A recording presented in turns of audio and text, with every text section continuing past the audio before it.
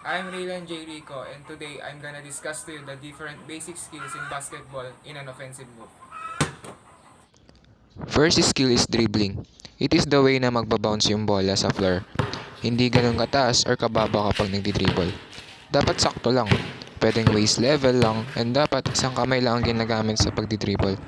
At pwede rin naman palipat-lipat yung bola. Basta isang kamay lang ang gagamitin sa pagdi-dribble.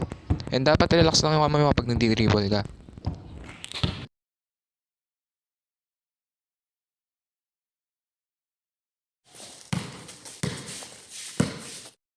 Second skill is passing. Ito yung nagtatravel yung bola mula sa'yo papunta sa kakampi mo. Or mula sa kakampi mo papunta sa'yo. And meron 4 na klase ng basic passing.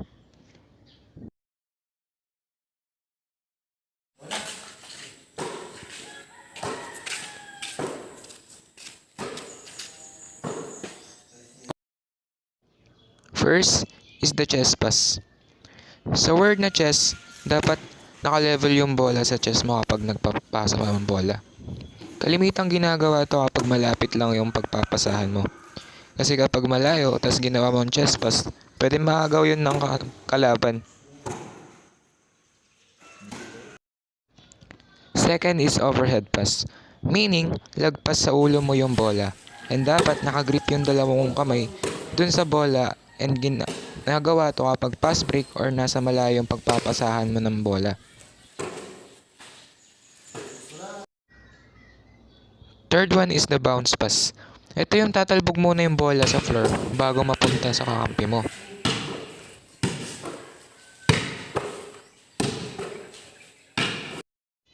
And lastly, the back pass. Ito yung manggagaling yung bola sa likod mo at magandang pasa to kasi hindi alam ng kalaban kung saan pupunta yung bola. But take note na kailangan muna ng maraming practice bago ito gawin sa game. And the last skill you need to learn is the shooting, which is the main objective of the game. Sa pag-shoot, kung anong sanay na kamay mo, ay yun ang gamitin mo. And manggagaling yung persa ng bola mula sa ibaba, then pagkataas na is i-release mo na yung bola, then ready to shoot.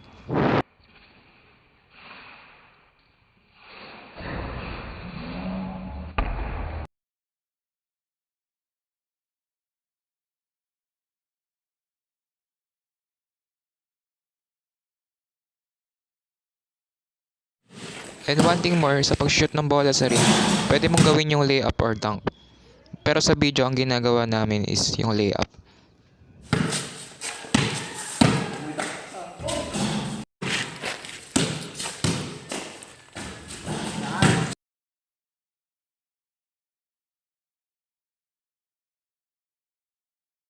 Hi, my name is Benrio Adrian F. Rosaldo from Bachelor Science Secondary Education. I'm presenting these two types of basic defense in basketball. This is the two basic defense in basketball. Number 1. Zone defense. A system of defense, as in basketball or football, in which each player guards an assigned area rather than a specified opponent. 2. Man-to-man defense. The man-to-man defense is the most common basketball defense at all levels, and for a very good reason. It is the best defense for developing and preparing your players to defend against anyone and any competition. So today, I will going to discuss the rules and regulations of basketball. So, ang mananalo sa basketball ay yung team na may pinakamaraming puntos sa laro. At makakakuha sila ng puntos pag na-shoot nila yung bola sa sarili ng ring. Tulad neto. Shoot! Shoot! Ay! A basket shoot from outside the 3-point line or in this area is worth 3 points. Any basket shoot in this area naman is scores for 2 points and kapag free throw siya, ang katumbas lang nun is 1 point.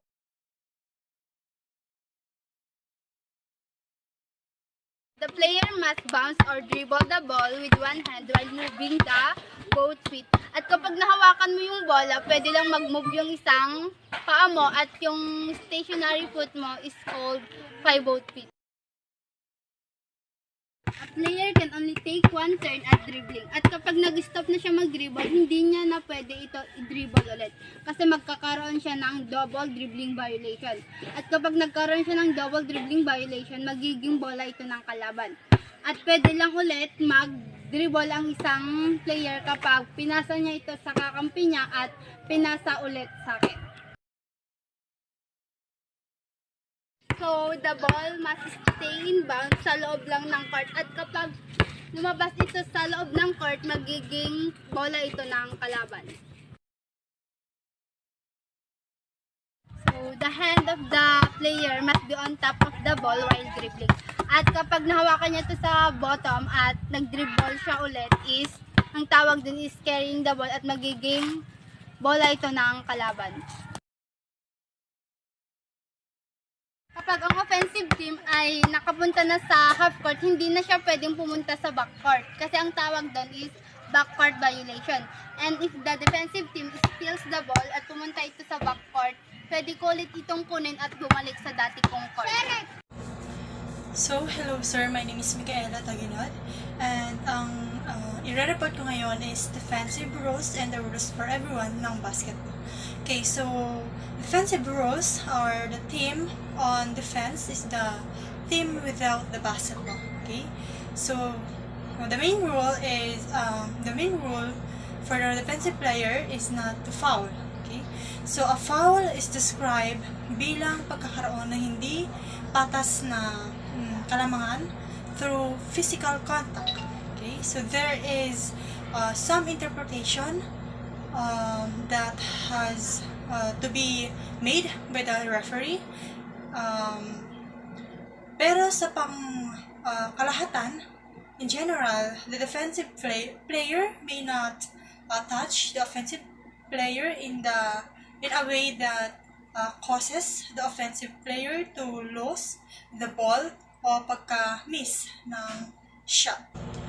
Okay, so dito naman tayo sa rules for everyone. So, although the foul rule is described above as a defensive rule, okay, it applies exactly the same to all players on the court, including offensive players. Okay, so the second one is basketball players cannot kick the ball or hit it when with their fist. So, ang isang manlalaro ay hindi dapat patakbuhin gamit ang bola, sadyang sipain or harangan ito sa anumang bahagi ng binte or hampasin gamit itong kamao natin. So, the last one is no player can touch the basketball while it is traveling downward towards the basket or if it is on the rim. Okay, so kapag nag-travel na yung bola pababa, hindi wala dapat magta-touch doon or kahit nasa rim man yung bola, bawal yun. Yun ay isa sa mga violation nila. So, ayan. So, it is called goaltending or touching the ball on the rim is goaltending ang tawag doon. So, touching the ball on the rim is legal in some games. Okay, so every player on the court is subject to the same rules, okay, regardless of the position they play. The positions in basketball are just for team basketball strategy, and there are no position in the rules. So let's proceed to different kinds of violation. First is the double dribble. So you cannot hold the ball unless and until you are going to pass it or you are going to shoot the ball. When you are dribbling, you can only stop when you are ready to pass or you're ready to shoot the ball. Kasi kapag once na dribble mo and dinold mo at dribble mo ulit, magiging violation yun at tawag doon is double dribble.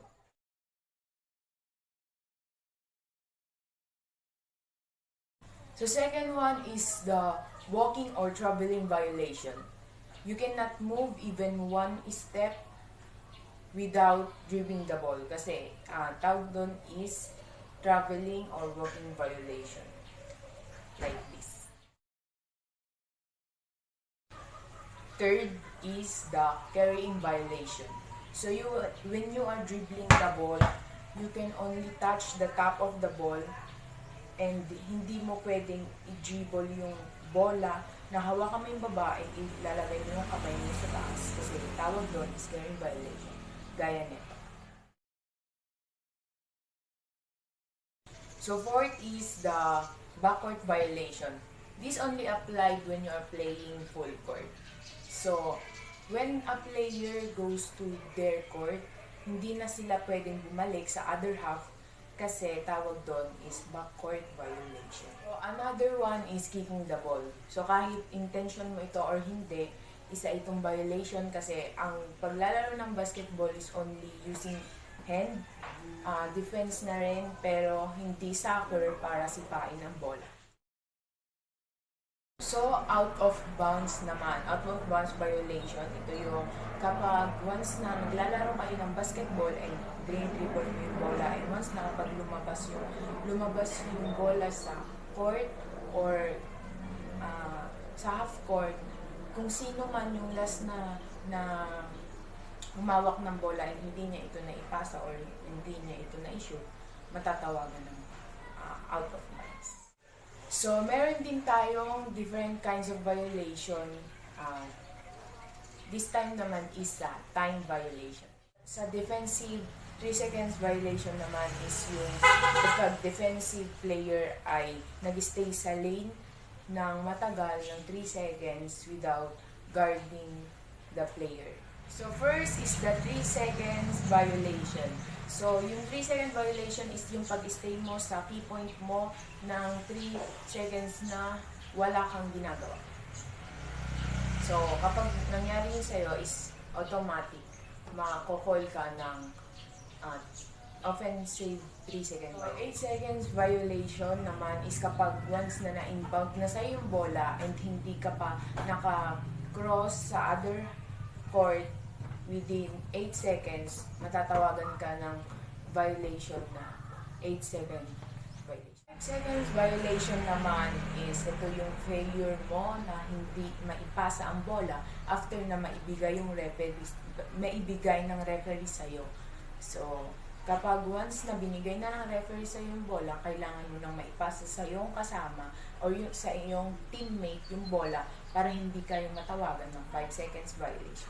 So, 24-second shot clock. So, ito kasi yung common time ng offense. So, within 24 seconds, kailangan na ng team na makashoot sa kanilang court. Pero if ever na hindi sila makakashoot ng 24 seconds, automatic na magiging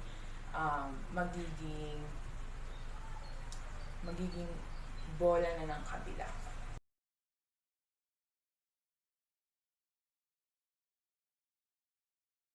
Greetings everyone! Today I'm going to show you the basic hand signs made by the referee and the different kinds of fouls. So the main role of the referee is to ensure the player's safety and as well as the games should be played fairly. So just like a police officer, a referee is just like a police officer inside the basketball court wherein they ensure or enforces the rules and they have to determine whether a foul or a violation has been committed. So an instrument that should be used by a referee is a whistle. So they use a whistle in order for other people as well as the players hear whenever he or she calls a violation or a foul. Now I'm going to show you the basic hand signs made by referees. A referee has the control whenever he or she wants to start or stop the game clock. A referee can start the game clock just by putting his hands upward with an open palm, then a motion downward. So all in all, it looks like this. So there are two ways on how a referee can stop a game clock. So first way is when a violation has occurred. So a referee will go on a motion upward with an open palm, then the clock will stop. So in a game-like situation, it looks like this. second way is that when a foul has been committed. So the referee will do the same thing motion, but this time with the fist in the air. So in a game-like situation, it looks like this. When a referee calls a full timeout, he puts his hands like this, and then the other one showing his thumb and pointing to the coach who asked for a timeout. All in a one motion looks like this. The referee calls a 30 seconds timeout. He goes through the motion by pointing at both of his shoulders with both hands, then pointing to the coach. So all in one motion looks like this. There are three ways on how a referee can recognize a valid bucket. So the first thing is the first point, so it goes like this. Recognizing it, 2 points look like this. And attempting to shoot a 3-point goes like this. And when the attempt was successful, it goes like this. Next is the visible count. So a referee does this motion when he or she is counting. So it goes through the motion like pointing your fingers at your waist, going to the shoulder level, like this. And both players has the control over the ball in a short period of time. It is called the jump ball. So in order to a referee calls the jump ball, it goes with this motion.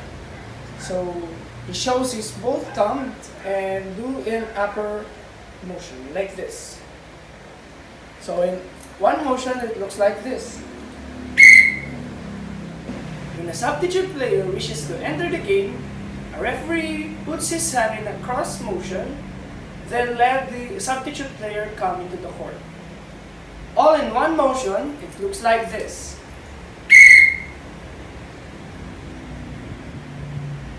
Now let's proceed to the different fouls in basketball. In a basketball match, a player must not obtain 5 personal fouls in order for him or her to stay in the game. When a player committed a 5 personal fouls, it is the time wherein they will get ejected in the game. This foul is called the charging foul. The charging foul happens when the offensive player created a significant contact with the defensive player who established their positions with both feet on the ground. So in the motion, a referee would go like this. Then point to the direction wherein the opposing teams, it's time to change their possession. So like for example, when Team A, player A, committed the charging foul to the defensive player, Team B, it goes with the motion like this. This foul is called the offensive foul. Offensive foul happens when an offensive player committed a foul with their teams having their possession of the ball. So when a referee calls an offensive foul, it goes his fist towards this direction. So all in one motion, it looks like this. This next foul is called the holding foul. Holding foul happens when defensive player tries to pull, grab, or hold the offensive players, and it doesn't matter when he or she holds the ball or not.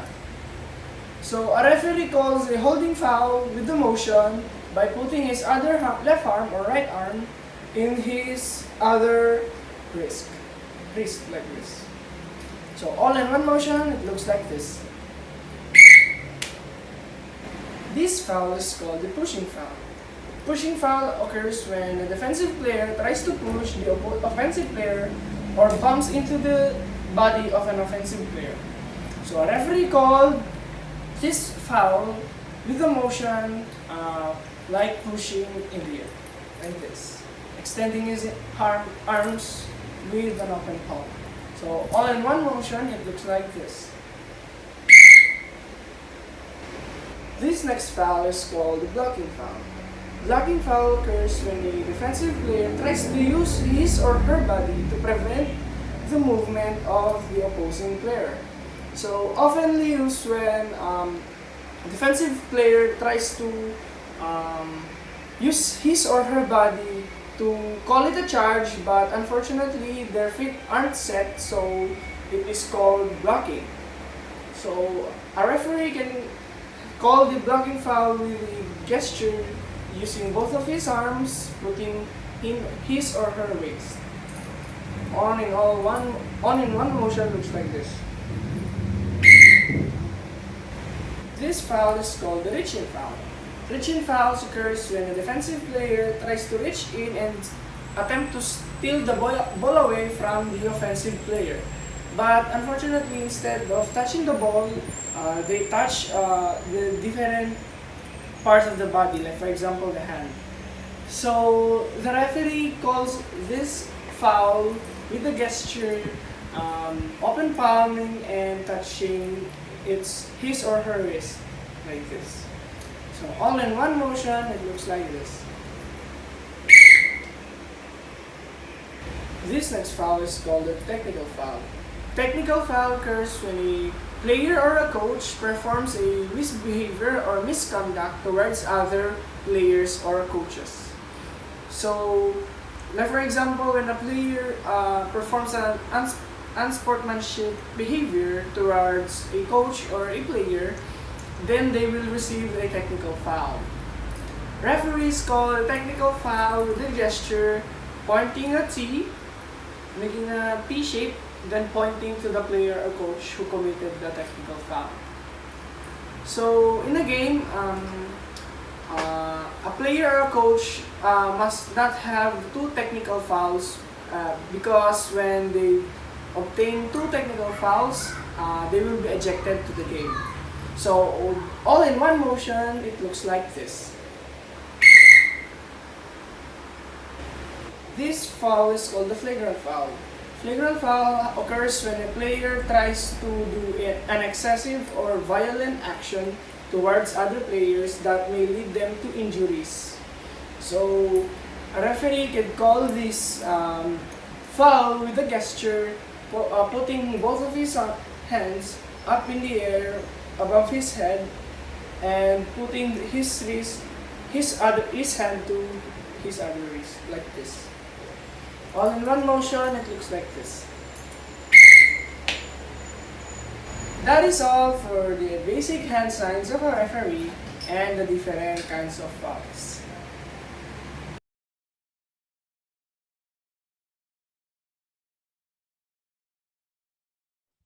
Position of the players. The point guard is the leader of the team on the court. This position requires substantial ball handling, skills, and the ability to facilitate the team during a play. The shooting guard, as the name implies, is often the best shooter as well as being capable of shooting accurately from longer distances. The small forward often has an aggressive approach to the basket when handling the ball. The small forward is also known to make cuts to the basket in efforts to get open for shots. The power forward and the center and make up the front court, often acting as their team's primary rebounders or shot blockers, or receiving passes to take inside shots. The center is typically the larger of the two. Besides the five basic positions, some teams use non-standard or hybrid positions, such as the point forward, a hybrid small forward, point guard, the swingman, a hybrid small forward or shooting guard, the big, a hybrid power forward or center, and the stretch four, a power forward with the shooting range of typically shooting guards. In the early days of the sport, there was running guard, who brought the ball up the court and passed or attacked the basket, like a point or combo guard. There was also stationary guard, who made long shots and hung back on defense before there was the rule of court violation. So let us discuss the 5 positions of basketball, which is the point guard, shooting guard, small forward, power forward, and the center. Okay, so point guard. Point guard plays a pivotal role in their team's tempo and execution. This position requires a high basketball IQ, as the point guard acts the on-court coach by setting up plays. Point guards bring the ball up court, direct traffic, and make the decision that ideally result in high percentage shots. Point guards must have solid passing and ball handling skills. As the floor general, point guards need to be vocal. Gyms can get loud. Point guards must be able to overcome the noise to set up plays. On offense, point guards need the ability to drive the lane. They also need a solid jump shot and three-pointer on defense. They can focus on guarding the other team's best ball handler and getting into the passing lane for a steal. The point guard is often the shortest player on the court. However, that isn't always the case. Any player with the necessary skills can play the position no matter how tall they are. So let us discuss small forward. Don't let the name fool you. The small forward plays a huge role, also known as the 3. This is possibly the most versatile player on the court. Playing small forward requires a blend of skills that shooting guards and power forward possess. Small forwards need to be strong and scrappy enough to box out and haul in rebounds. However, they must also have the agility to elude defenders, slash to the rim and hit jump shots. On offense, a solid mid-range shot along with the ability to drive and cut toward the basket can help a small forward stand out. Quickness and strength inside are both assets when playing small forward. Most small forward fall in between the shooting guard and power forwards when it comes to the heights. And the skills and attributes needed to play small forward is inside and out scoring ability, ball handling, quickness, rebounding, guarding multiple positions. Next is power forward. The closer to the hoop you go, the taller things get. The power forward lives close to the rim, muscling out buckets and fighting for rebounds. This position is also known as the 4. The position requires a blend of strength and size. A power forward needs to work on their skills in the paint, like boxing out and posting up defenders. They also need to be able to set screens to help teammates get open. To be successful on offense, power forward need to use an array of shots, putbacks, short jumpers, and baseline fades can make a power forward an effective offensive threat. They should also be proficient at shooting a mid-range jumper.